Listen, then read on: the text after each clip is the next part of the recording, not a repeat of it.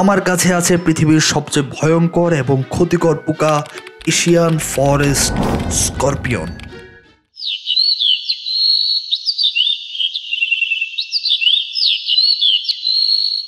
Asian forest scorpion এদের উৎপত্তি সাধারণত থাইল্যান্ড এবং মালয়েশিয়াতে, কিন্তু বর্তমানে বাংলাদেশ এবং ভারতেও এদের হোমব্রিড করানো হচ্ছে। দেখতে চকচকে কালো, মাঝখানে হালকা নীল আভা আছে। সাধারণত 10 থেকে 15 সেন্টিমিটার পর্যন্ত এরা বড় হতে পারে। কিন্তু মজার ব্যাপার হলো, দেখতে ভয়ঙ্কর হলেও মানুষের জন্য কিন্তু মোটেও প্রাণঘাতী কোনো পোকা নয়। বিষ আছে, তবে সেটা কিন্তু একদমই ক্ষতিকর নয়। সাধারণত মৌমাছি হুল ফুটানোর পর যেরকম ব্যথা লাগে, ঠিক সেরকমই ব্যথা লাগবে যদি তারা কামড় দেয়। তবে এরা স্ট্রেস অথবা কোনো কিছু আতঙ্ক মনে না করলে কখনোই কামড় দেয় না। এদের লেজের মধ্যেই কিন্তু বিষ আছে, তবে এটা তাদের নিজেদের আত্মরক্ষার জন্যই, কখনো শিকার ধরার জন্য বা শিকারীর হামলা থেকে বাঁচার জন্যই ব্যবহার করে থাকে। ওরা রাতের বেলায় বেশি অ্যাক্টিভ থাকে শিকার করার জন্য। দিনের বেলাটায় ওরা মাটির নিচে অথবা কোনো গর্তে লুকিয়ে থাকে। ওরা একা থাকতে সবচেয়ে বেশি পছন্দ করে। ওরা দলবদ্ধভাবে কখনোই থাকে না। ব্রিডিংয়ের সময়টায় খুবই অল্প টাইমই একজন আরেকজনের পার্টনার হিসেবে থাকে এবং ব্রিডিং টাইম শেষ হয়ে গেলেই তারা একজন আরেকজনকে ছেড়ে চলে যায়।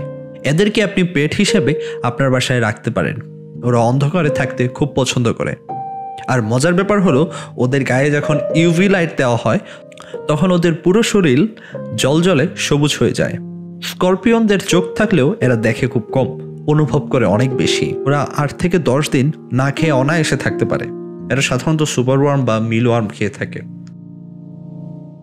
চলেন আপনাদেরকে সাথে নিয়েই আমার এশিয়ান ফরেস্ট স্করপিয়নের সেটআপটা বানিয়ে ফেলি। ওদেরকে একটা ন্যাচারাল এনভায়রনমেন্টে রাখার চেষ্টা করব, যেখানে মাটি থাকবে, গাছ থাকবে এবং ওরা যেন লুকিয়ে থাকতে পারে তার জন্য একটা ছোট ক্যাব বা গুহা টাইপের মতো কিছু বানিয়ে দিব। সো চলেন শুরু করা যাক। সো আমি চিন্তা করেছি এই ট্যাঙ্কটাই ওদের জন্য পারফেক্ট হবে। সো প্রথমে আমরা মাটি তৈরি করব। মাটিগুলো যেন একটু ঝরঝরা টাইপের থাকে। যেহেতু আমার মাটিটা একটু আঠালো, তাই আমি চেষ্টা করেছি মাটির সাথে অল্প একটু বালু মিশিয়ে দিতে, যেন মাটিটা একটু ঝরঝরা থাকে। বালু এবং মাটির সাথে আমরা মিশিয়ে নিয়েছি কোকোপিট। পুরোটা মিক্স করলেই আমাদের কাজ অলমোস্ট শেষ।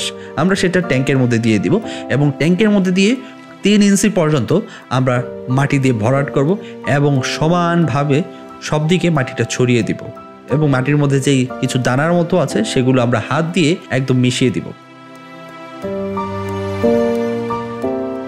যেহেতু আমরা এটা ইনডোরে রাখবো এবং আলো বাতাস খুবই কম আসবে, সো আমি চেষ্টা করেছি মানি প্ল্যান্ট গাছ ব্যবহার করার জন্য।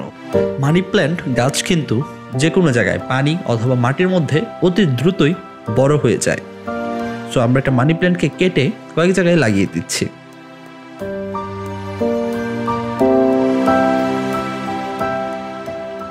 এবং আমরা কিছু শুকনো পাতা ট্যাঙ্কের চতুর্দিকে ছড়িয়ে দিব। এই তো আমাদের এশিয়ান ফরেস্ট স্করপিয়ন। এখন আমরা ওকে ট্যাঙ্কের ভিতর দিয়ে দিচ্ছি।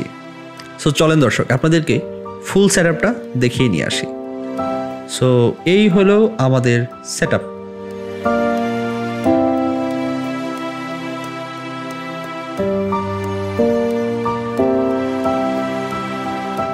সো দর্শক, এই ছিল আমাদের আজকের ভিডিও। আশা করি আমাদের আজকের ভিডিওটা আপনাদের ভালো লেগেছে। সো আমরা কিন্তু এশিয়ান ফরেস্ট স্করপিয়নের মতো আরও কিছু ইনসেক্ট কালেক্ট করেছি।